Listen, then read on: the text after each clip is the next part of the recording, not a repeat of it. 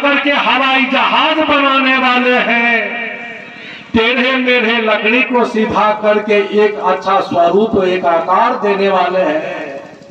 इतना ही नहीं, जगन्नाथपुरी में बैठे जगन्नाथ बाबा को बनाने के लिए हमारे विश्वकर्मा भगवान पड़े हैं।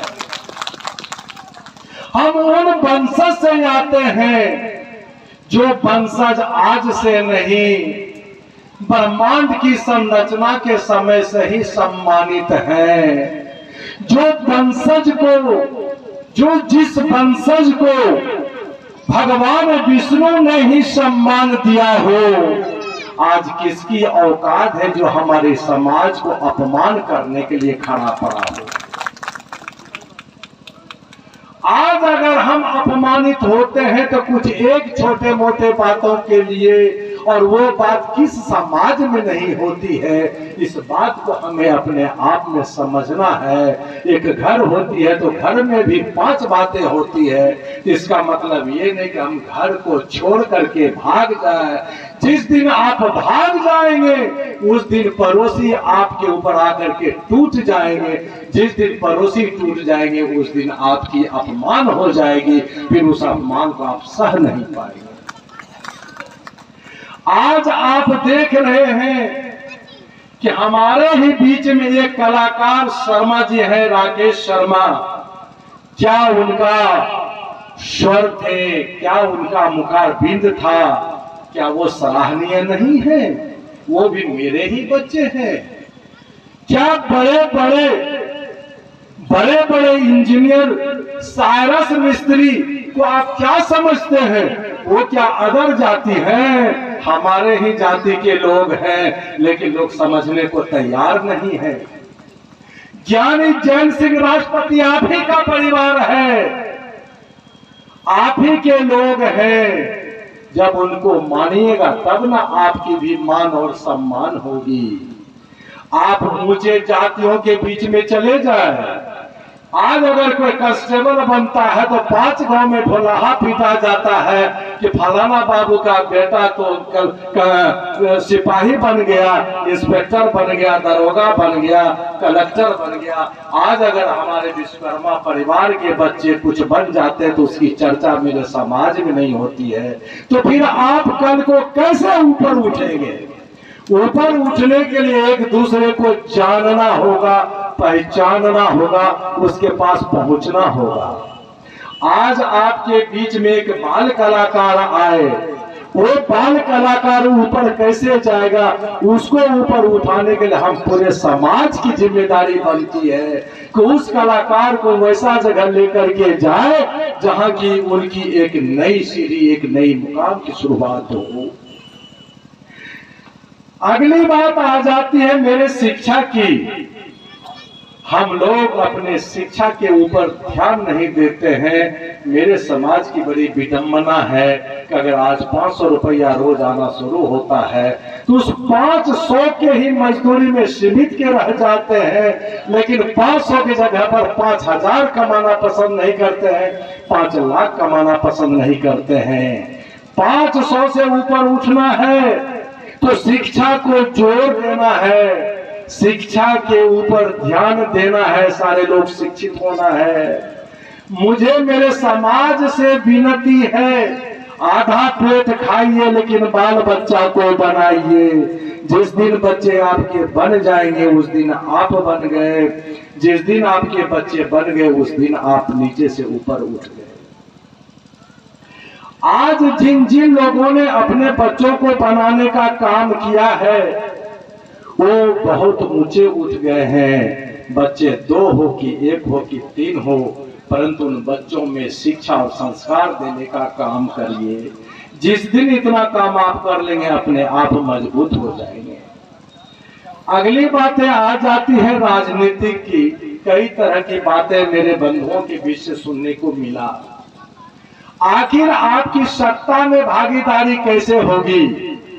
सिर्फ दीनानाथ बाबू से नहीं होने वाले हैं, बाकी आपके प्रदेश के पदाधिकारी से नहीं होने वाले हैं। ये सिर्फ आपको गाइडलाइन कर सकते हैं, लेकिन चलना है आपको इनके गाइडलाइन के आधार पर। जिस दिन आप मजबूत हो जाएंगे उस दिन आप अपना आरक्षण का अधिकार भी ले लेंगे। आरक्षण का अधिकार इतनी आसानी से नहीं मिलेगी, उसको लेने के लिए आप सबको एक बंद मुट्ठी में एकत्रित होना होगा, एकत्रित होकर के एक मजबूत संगठन बनाना होगा। और जिस दिन धरना और प्रदर्शन पर उतर जाएगी ये हमारा विश्वकर्मा समाज, मेरा लोहार समाज, उस दिन आपके हथौड़ा का चोट उस राजनेता के गला पर पड़ेगा और आपको आरक्षण देने के लिए अपने आप मजबूर होगा और आपको आरक्षण मिलेगी। सो रहने से कोई आरक्षण नहीं मिलने वाला है। जो भी आरक्षण आपको मिला था वो भी आरक्षण किसी हमारे पूर्वजों के एड़ी और पंजा घिसने के वजह से मिला था और उस आरक्षण को हमने खो करके बैठ गया। आखिर वो आरक्षण दोबारा आएगा कैसे? आने का एक ही रास्ता है, हम सबको एक जनजुट होकर के एक बंधन में बंधना है, एक संगठन तैयार करना है। जो संगठन आपका चल रहा है उस संगठन में पेट्रोल डालने का काम करना है, घी डालने का काम करना है, ताकि उसकी लहर, उसकी लो आप सबको जगाते रहे और वर्तमान सरकार को हटाने का काम करते रहे। कोई नई चीज, नई बात आएगा तो आप लोगों की बातों के ऊपर ध्यान दी जाएगी और इन सब बातों को ध्यान दीजिए।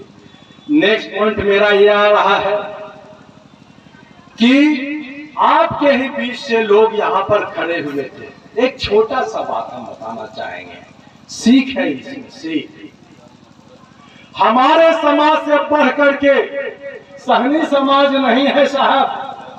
आज मछुआ जो है, आज के जनगणना को देख लीजिए, इस जनगणना में भी हम आगे हैं। पहले की भी जनगणना में हम सहनी समाज, मुकेश सहनी की बात कर रहा हूं, उससे भी हम आगे थे। लेकिन जात में इतनी एकता, इतनी एकता, हारे या जीते मुकेश सहनी, मुकेश सहनी, मुकेश सहनी, आज मुकेश सहनी, मुकेश सहनी का करके 4 को विधायक दे दिया, खुद मंत्री बन गया। वो भी एक बनने का काम किया और बनाने का काम किसने किया? उनका जात और समाज ने। तो मैं आप सबसे निवेदन यही कहना चाहूंगा कि आप हारिए या जीतिए, आपके बीच से अगर कोई भी आपके समाज से प्रतिनिधि खड़ा होता है तो आप लोग पूर्ण समर्थन दीजिए। वही आपकी एकता को दर्शाता है कि आपने 16,000 में कितना वोट दिया है आपने अपने यहाँ के प्रतिनिधि को। अगर आपने 16,000 में 10,000 वोट करते हैं तो 10,000 आपकी शक्ति है, शक्ति है। हर पार्टी वाले आपको तेल लगाने आएंगे, आपके आरक्षण पर बात करेंगे और कहेंगे कि विश्वकर्मा समाज का 10,000 वोट है, जल्दी उसको आरक्षण दो, नहीं तो ये वोट किसी पार्टी में चली गई, किसी और दल में चली गई तो उनकी सरकार बन जाएगी और हम परे का परे रह जाएंगे। तो वोट में वो ताकत है। हमारे बंधुओं ने कहा कि मेरा सबसे बड़ा हथियार हमारी वोट है और उस वोट का सही जगह पर इस्तेमाल करिए। हारना और जीतने का बात ना सोचिए, इतना सोचिए कि हम सब एक कैसे बने। जिस दिन एक हो जाएंगे उस दिन आपका हक और अधिकार मिल जाएगा। और विशेष में आपसे क्या कहना चाहूंगा, एक ही बात लास्ट में कहना चाहूंगा, रक्षा, सुरक्षा, स्वास्थ्य, शिक्षा, इन सभी बातों को मद्देनजर रखते हुए सारा काम को आगे करते चले जाए, आपकी यूनिटी मजबूत हो जाएगी। और मजबूती होने के बाद आप अपना आरक्षण के लिए आवाज और मुद्दा हमेशा उठाते रहें। अगर कभी जरूरत पड़े इस कैप्टन साहब को बुला लीजिए। जिस तरह से मैं सेना में सबसे आगे चलता था उसी तरह से मैं आपके भी बीच में आकर के सबसे आगे चलूंगा। उठाइए तिरंगा, विश्वकर्मा का, मांगिए अपना हक और अधिकार, मांगिए अपना आरक्षण का अधिकार, मैं देखता हूं कि कौन इस समाज को अपना हक और अधिकार नहीं देती है। जो नहीं देगी उसे उखाड़ के फेंक डालने का क्षमता रखेंगे। ये हमारा विश्वकर्मा समाज है, ये हमारा लोहार समाज है।